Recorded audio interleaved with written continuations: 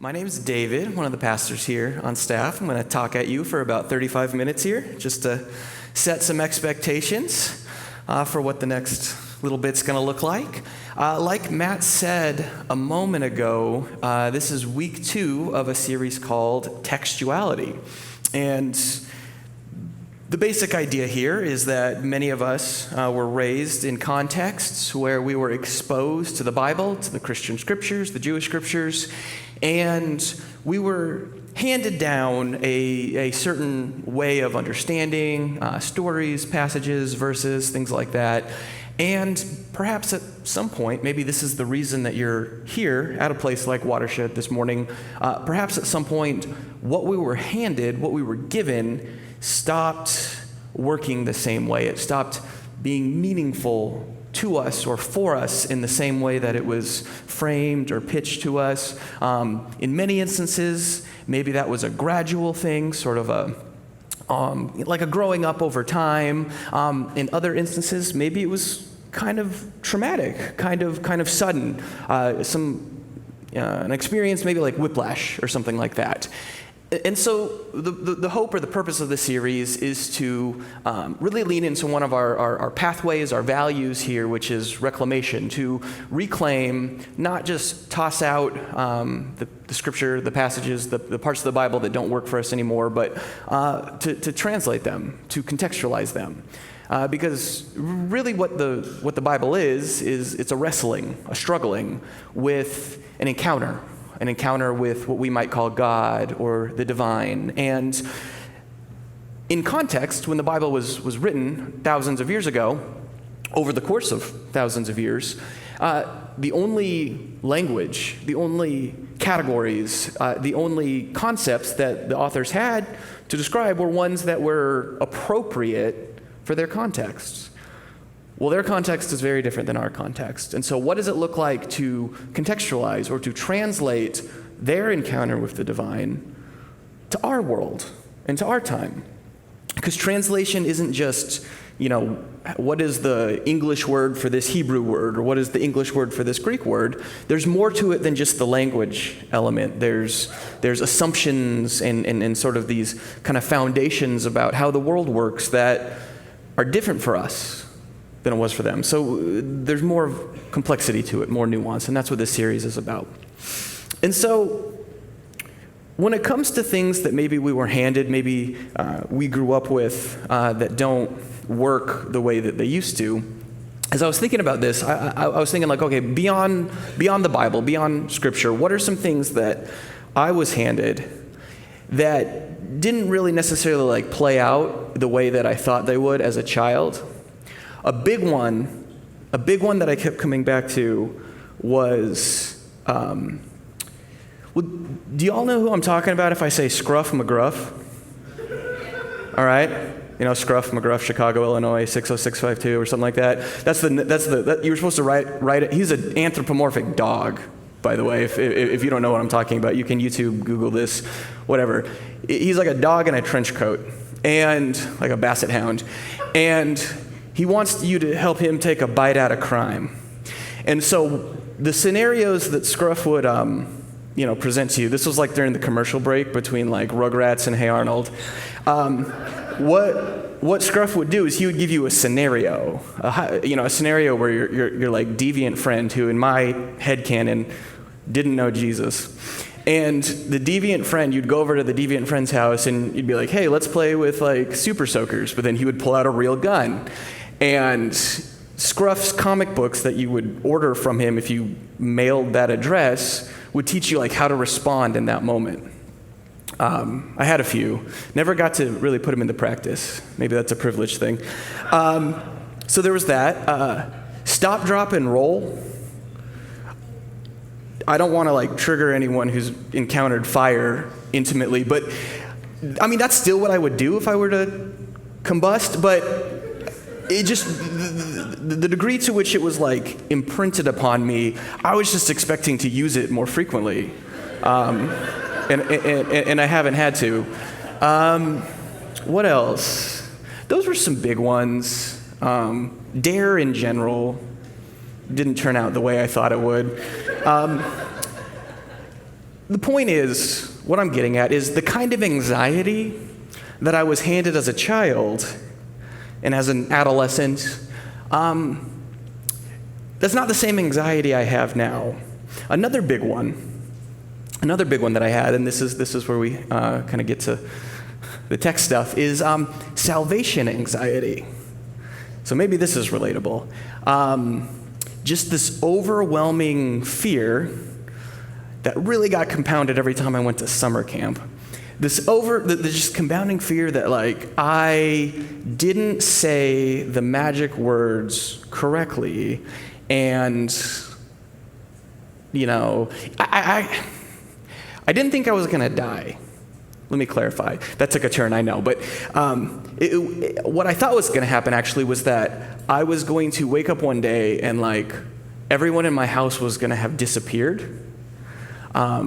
If you're new to this whole Christianity thing, there's this weird idea called the Rapture.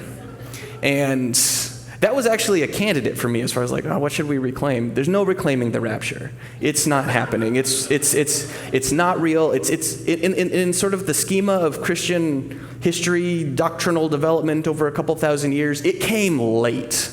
It's like some fan fiction that someone added much, much later in like the 1800s, and it's just a really, really, really bad translation of some ideas. Anyway, don't worry about the rapture. It's not happening. No one's going to be left behind. But I was scared of that, and so my fear was that I would be left behind, that my family would go to heaven, because that's what the rapture was. It was Jesus was going to come back in some way, and all the good Christians were going to disappear, and all of the bad people were going to be left behind for, like, locust helicopter monsters to sting to death or something. Terrifying, right? And so I prayed a prayer, some version of repentance, asking Jesus into my heart, physics of which are odd, just to be safe, like, over and over again, and wrestling with the fact that I was told that it's like once saved, always saved, you know, and then that even raised this bigger question of, wait a second, what am I being saved from? Am I being saved from the scorpion monsters from Revelation, the book of Revelation? Am I being saved from the devil, from Satan? Usually it was I was being saved from myself, you know, my own adolescent wickedness, whatever that looked like. And so I had a lot of salvation anxiety. Now as an adult, I don't, and if you still do, I hope maybe something around this series will help you with that. Spoiler alert, by the way, this is sort of like a two-part series. Sean is going to be speaking next week. That'll be epic. But I like bookend Sean, and so in 2 weeks I'm going to be talking about spiritual warfare. So I wanted to choose, like, what are the most, like, triggering topics I could choose. So I chose salvation, namely the Romans road. That's where we're going in a second. Spoiler alert. And spiritual warfare. I was like, oh yeah, that'll elicit some eye rolls and some maybe some gag reflex responses in the audience. But no. Now I have different anxieties. So as a kid, I was worried about being saved from fire, deviant friends, and whatever God was saving me from. Now as an adult, it's way worse. My anxiety is of a totally different nature. I'm scared of my kids. I'm scared for my kids.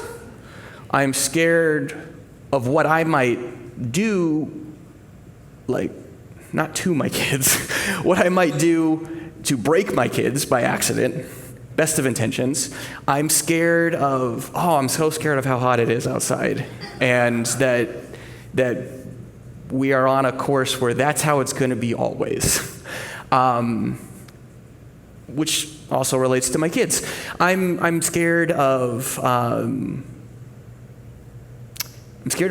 medical emergency that we won't be able to come back from financially.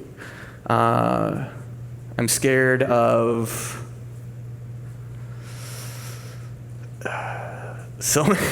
it's hard to narrow it down, the kind of things that I have anxiety over now as an adult. And so when I asked myself, what does salvation look like? It was very simple back then. It was very simple. It was this kind of abstract, esoteric thing. I'm being saved from, this spiritual thing, sin in some way.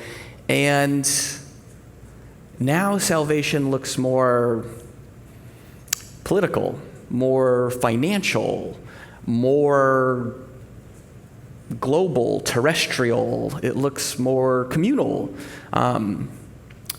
So when I came to the task of looking at what is, at least in evangelicalism, which is where I grew up, fun place, in that world, when it came to looking at something called the Romans Road, does anyone know? Do y'all know what I'm talking about with the Romans Road? I'm going to explain it if you don't. I'm just wondering if this is terminology that you were given, probably in bad cartoons on a piece of paper, maybe in a parking lot, called a tract.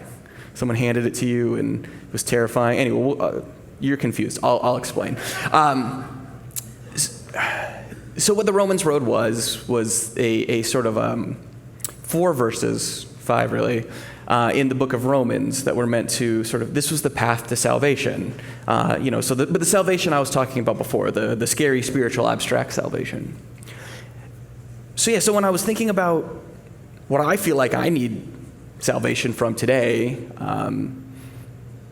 largely mental health related, like anxiety, depression, crippling fear of ruining future generations and things like that. As I looked at the Romans Road, at least how it was presented to me growing up, it fell about as flat as Scruff McGruff. So what I want to do today is sort of with you try to understand it a little bit differently. So even if you haven't heard the terminology Romans Road, most of you, I would venture to guess, have probably heard some of the verses. We'll go through them in a moment here. There's Romans 3:23. There's Romans 5:8, Romans 6:23. That was always convenient for memorization purposes. 23 was in both of them.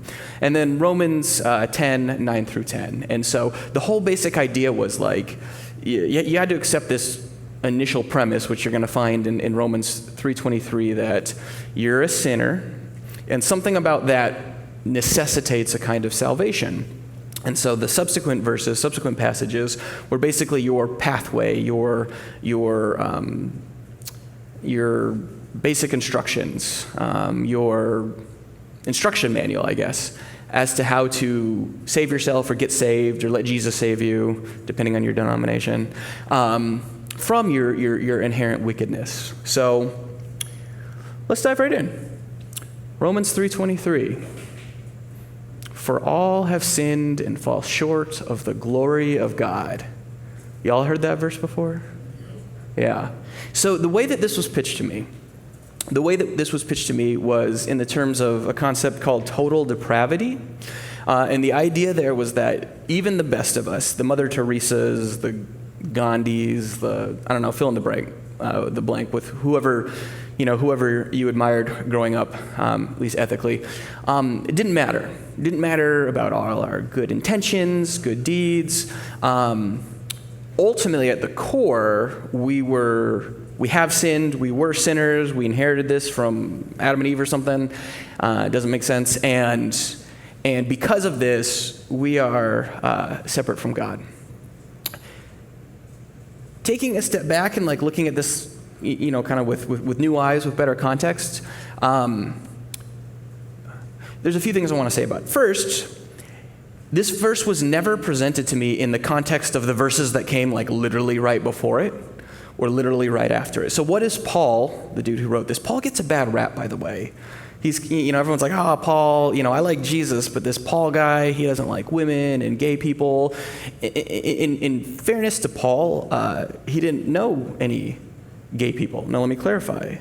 Paul definitely knew people who were attracted to others of the same sex, but the whole concept of being gay, LGBTQIA identity, that would have been completely foreign to Paul. So anytime we think we see Paul condemning LGBTQIA identity the way we understand it now, that was the furthest thing from his mind. All right, so anytime people are like, well, look at this verse from this book that Paul wrote, It's not what Paul's talking about.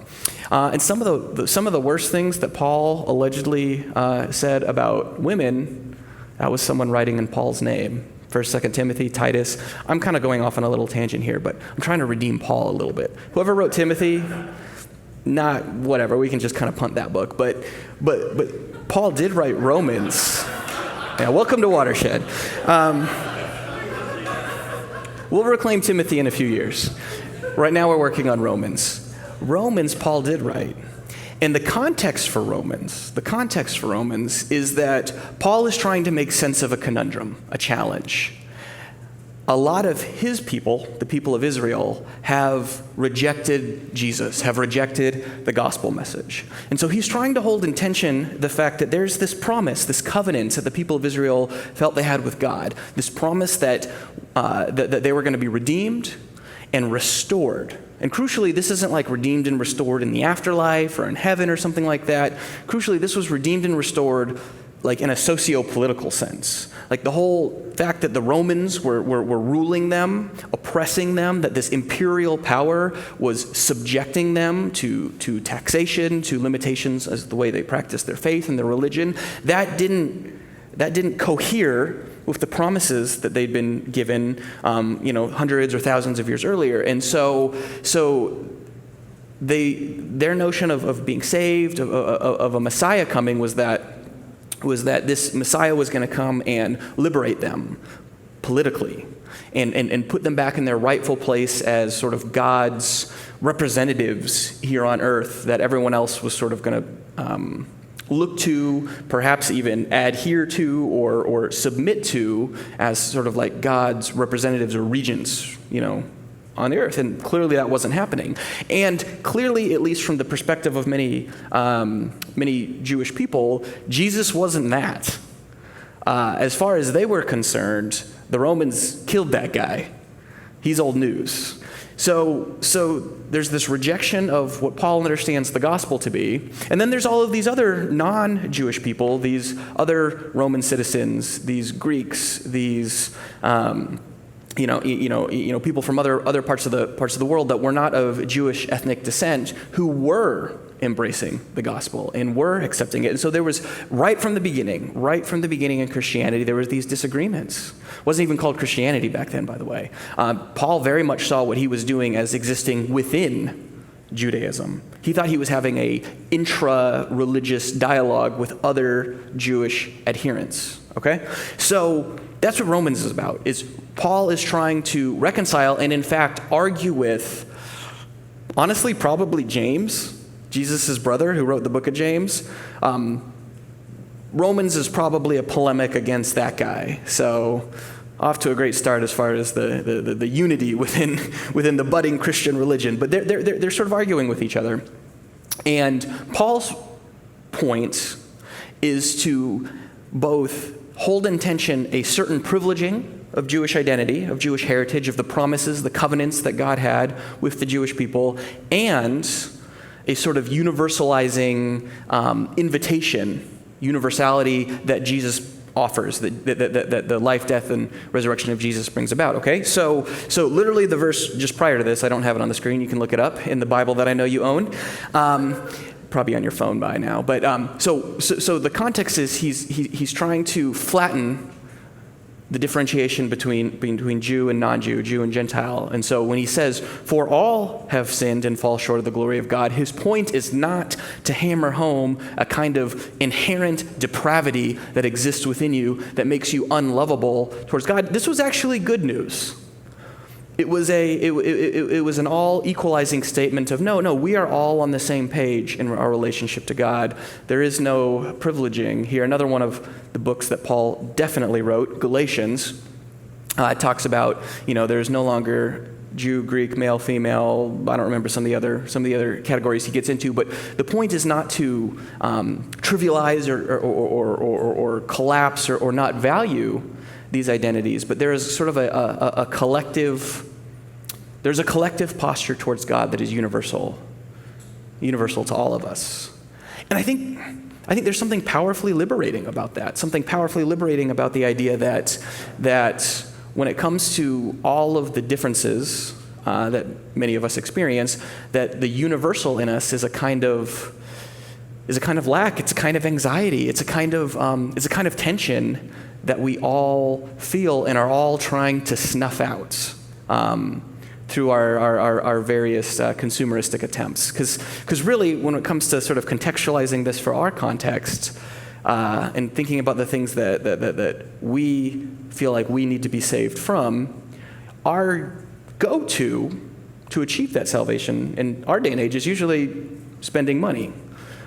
Spending money on a new toy, like grown-up toy, spending money on some new information, some new knowledge, spending money on experiences, spending money on our image and our appearance. Sometimes the cheapest way to do that is, just through like Instagram, or something like that. But the point is, we are, our approach to the things that we feel like we need to be saved from, even if it doesn't look exactly like their approach way back then, maybe you see something common emerging, this common anxiety, this common lack, this common deficiency that we all feel, that we're trying to cover over, that we're trying to fill, that we're trying to overcome. That's what Paul's talking about when he's talking about sin. So he moves on. Romans 5:8. Something like, while we were still sinners, or I don't think that's Romans 5:8. Well, don't worry about it. Maybe it is. Maybe I'm wrong here. Well, we're going to go with it. I'll make this verse work. Those who are in the realm of the flesh cannot please God. So the context of what Paul is doing here, what's going on, is that he's laying the groundwork for the posture that Jesus shows in dying on the cross. Now, again, a little bit more context. It didn't emerge immediately that Jesus' death on the cross was salvatory or saving in the way that we understand it. Many of you were probably, whether you had this language or not, you were given this idea of penal substitutionary atonement, this idea that because we're bad and God can't be around us, like he's allergic to us or something like that. This version of God was definitely a he. That Jesus has to come and by dying somehow in some weird tribalistic way, that makes God it's like an EpiPen or something like that, and now God is not allergic to us, so God can be in our presence. This really weird idea. And so what Paul is kind of wrestling with in this passage is he's sort of naming the instances where, from a human perspective, we might actually, be willing to sacrifice ourselves. All right. So Paul lived in this sort of mythic world picture, worldview, where his understanding of what was happening here is that even though it seemed like the people of Israel were oppressed or sort of under siege by the Romans were really sort of like a front, unbeknownst to them probably, but a front for evil spiritual forces that were oppressing the world. And so as Paul was trying to make sense of the cross, make sense of how Jesus could have died at the hand of the Romans, but actually was still the Messiah, was actually the one who was still going to liberate all of them from bondage, from oppression, the way that he sort of explained that, the way that he sort of understood that, was that it was sort of this bait and switch, that by seemingly being defeated by the forces of evil, Jesus actually sort of subversively went in there and conquered them, and then came back victorious. All right, and so Paul is in this passage, he is wrestling with who us normal humans, us, regular folk, might be willing to sacrifice ourselves for. So he talks about the fact that, someone might sacrifice themselves for a friend or a loved one. Maybe a truly righteous individual would sacrifice themselves for someone that, there it is. God shows his love for us. Everything I'm saying will make a little more sense. God shows his love for us that while we were still sinners, Christ died for us. Okay, so in this context, Paul is trying to make the pitch or make the argument that Christ didn't just die for the people that he liked. He didn't just die for his friends. Perhaps he is even greater on some level than what Paul would describe as a righteous man who would die for a cause or die for someone he didn't know very well. No, Christ died for all of us, and there's almost like a bold futility to this. All right, so like, have you ever been invited to something, and you're kind of like, well, who's going to be there? Am I going to have FOMO if I don't go? Or maybe you've been invited to give to something, invest in something, and quite understandably, you're kind of like, yeah, but is this going to be here in like 2 years, or am I literally just throwing money away? There's you kind of want some kind of assurance that justifies your investment. And Paul is sort of saying that Christ kind of throws that caution to the wind. The whole idea here is that by dying for us, and again, remember, Paul has this very ancient sort of mythic understanding of what's going on here. We would want to recontextualize Jesus' death on the cross for our terms, because oftentimes, historically, this has sort of been used to sort of justify, justify being abused, or justify kind of sticking with it, when we're being oppressed. That's not at all what Paul is trying to say here. But for our purposes, kind of keeping in mind the first passage, the universality of sin, not as this grossness, not as this moral culpability, not as this thing that makes us repulsive to God, but as this sort of collective humanness, this collective messiness, this collective yearning that we have to fulfill ourselves. And knowing experientially, I think knowing historically, knowing, I think, universally across the human condition, all of our attempts to fulfill ourselves, whether it's through the right relationship, through the right self-development or self-care, through the right purchases, through the right job, through the right title or identity, all of those fall short. They fall short of the kind of wholeness, of the kind of completion that we might identify with the being of God. So there is a futility when it comes to investment. There is kind of a futility when it comes to the ways that we attempt to save ourselves. Now, here's the thing. A lot of those things aren't bad. Self-improvement, relationships, things like that, all good. But when we make those things ultimate things, when we make those things the things that are going to save us, what Paul is saying is they inevitably fall short. They might be a good thing, they might be a healthy thing, they might be an enjoyable thing, but we're still going to wake up the next day and wonder why we don't feel complete. So it's within that context of this kind of repetitive futility that he's coming in and saying, like, in spite of all that, in spite of that apparent futility, Christ was still like, sign me up, I'm in. I'm here for these people, all right? Then we move on to Romans 6:23, probably the next most famous one after 3:23.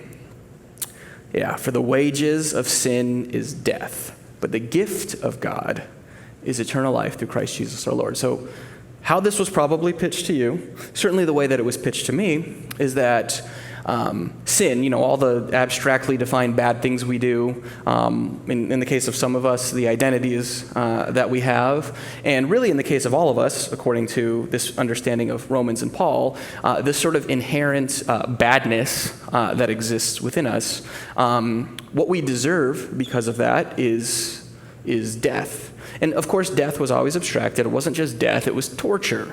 Eternal torture, for all of forever, in hell.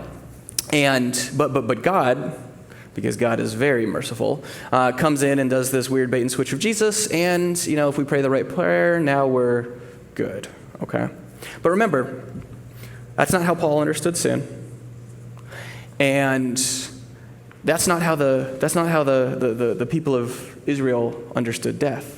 What they were worried about wasn't merely their own physical death, because, by the way, death was very prominent for them relative to us. life expectancy when this was written was like 28, all right? So like Jesus, we think, oh, Jesus, he died tragically at 33. Old dude. He lived a long, full life. Adults getting to their mid-20s, early 30s, like that was a win. And kids getting to like adolescence, also a win. Like they didn't have antiseptics. So like you get a splinter, you're probably dead. You stub your toe and it doesn't get cleaned properly, infection, probably dead. Like very different relationship to death than we have. So we do this thing where we sort of like impose our kind of assumptions, our expectations, retroactively back. That's what this idea of reclamation is, this translation. It's not just translating the words, because the way that we hear those words is completely different than the way that they heard those words. So what's actually going on here? Well, if the way that we're understanding sin, the way that I'm telling you to understand sin, you're not going to get that very much at Watershed. Yes, think this way. That's what I'm doing right now. The way that we're understanding sin is that this collective universal longing, this yearning for wholeness, this desire to be like God, with the idea that God, whatever God might be, is this complete being, this being that exists in sort of self-sufficient completeness. And so we are constantly, really what we're doing is we're constantly sort of buying the lie that the serpent or the snake, that many of us have come to understood as Satan or the devil in the Garden of Eden story, promised Adam and Eve, which is, if you do this, if you know the difference between good and evil, if you fill your life with the things that are good and partition yourself off from all the things that are bad, you'll be whole, you'll be like God. So all of our attempts to save ourselves, what the Bible understands to be sin, is a response to that. If I can, live the right lifestyle, if I can be with the right people, if I can be identified with the right group, if I can hit the right net worth or tax bracket, I'll be whole. It's been the same lie from the beginning. It's idolatry. Our modern word for that might be ideology. What is the way that we can order our life to feel whole? There's all sorts of different ideologies out there about how you can go about doing that. And the wages of that thinking is death. Ultimately, the literal death in the sense that, we're all going to die, but it's death in the symbolic sense as well. It's not going to work. All right, we're going to keep spinning. And again, many of those things are perfectly good things that we should feel completely free and fine to pursue, but they're not going to save us if what we mean by being saved is experiencing this ultimate wholeness that we identify with God. And so, God's gift to us is eternal. Maybe a bad translation, maybe a better way of translating that word would be abundant or divine. Maybe the most literal way that we can translate that word, eternal, would be the life of the ages. So what is being offered here is a more authentic, a more divine, more free way of being human than this repetitive death drive of sin that we achieve when we try to save ourselves. All right? So how do we get that? That's a nice gift, but what does it look like to actually achieve that? We come to the end of the Romans road. Romans 10, 9 and 10, which says, if you declare with your mouth that Jesus is Lord, if you believe in your heart, this is the salvation anxiety, pray the sinner's prayer or whatever, that God raised him from the dead, you will be saved. For it is with your heart that you believe and are justified, and it is with your mouth that you profess your faith and are saved. So if I haven't lost you already, which is very likely that I have, but if I haven't lost you already, this is probably where I'm going to lose you, so please forgive me. But so what does it mean? What does it mean to declare with your mouth that Jesus is Lord and believe in your heart that God raised Jesus from the dead? Growing up, that was simply a profession of faith. It was a mental sort of cognitive assent and some magic incantation that we were taught at summer camp. And once you did that, you were good. Now, based on everything I've said about this pursuit of wholeness that we are all addicted to, is it any wonder that that didn't feel like it did anything? That didn't make you feel whole and complete in whatever saved might be? It's just words. There was no sort of changed being. There was no there was no inner transformation, right? And so often the response in more traditional Christian contexts was, well, it's not works, which would be like good deeds or something like that, and then faith, but the evidence of you actually being changed will be you changing your behavior or something like that. But I don't think that really would land it or gets at it either, because there's still that sense of striving, still that sense of, there's got to be something more. But and if you actually read Romans in its whole context, this is much clearer. I'm trying to make sense of these, 4 cherry-picked verses that evangelicals use, so forgive me and show me grace, thank you. But Paul's whole argument is to sort of subvert what our expectations about what God is like, or what a Lord would even be like. So to declare that Jesus is Lord is to assent to the idea that God identifies with this person who was executed by an oppressive state. To accept, to believe that God raised Jesus from the dead is to sort of defiantly declare that that's not the last word on things. As Paul goes on in some of his other letters, increasingly this idea of salvation is tied to this other idea, very big in the Bible, of resurrection. Yes, band. That is the cue. They weren't sure. I wasn't sure if that was going to be the cue, so I wanted to make it really explicit for them. But so this idea of resurrection, which we take very literally as dying and rising back from the dead, but I'm not sure if at least that most literal kind of straightforward sense is the best way for us to understand this. I'll put it this way. You've probably heard, the sort of apocryphal quote attributed to Martin Luther King Jr. about the arc of the moral universe bending towards justice, yes? Okay. I don't know if that's true. There are constant instances where if sort of left to its own devices, the universe doesn't, and any physicist will tell you this, the universe doesn't trend towards justice, it trends towards entropy, towards chaos, towards fire. People, you might hear people talk about the heat death of the universe, which feels imminent at the moment. But what the trajectory of the universe might bend towards, might trend towards, is resurrection. And here's what I mean by that. There's something, I think, profoundly true, profoundly observable, profoundly experienceable, if that's a word, about the fact that when things die, something is revealed, something new is sort of born from the ashes. We see that in the plant world, where the seed dies and a plant grows from that. We see that in the animal world, where when the molecules, the atoms are recycled and become something new after death. There's this cycle of life and death and repetition. That's in a very basic sense.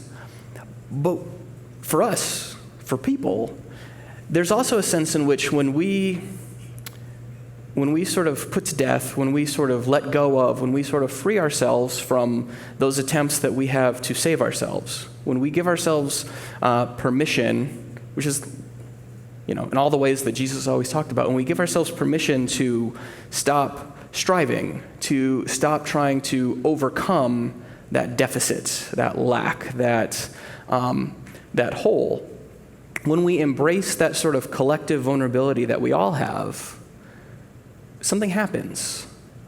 There's a kind of freedom. We emerge anew, resurrect perhaps.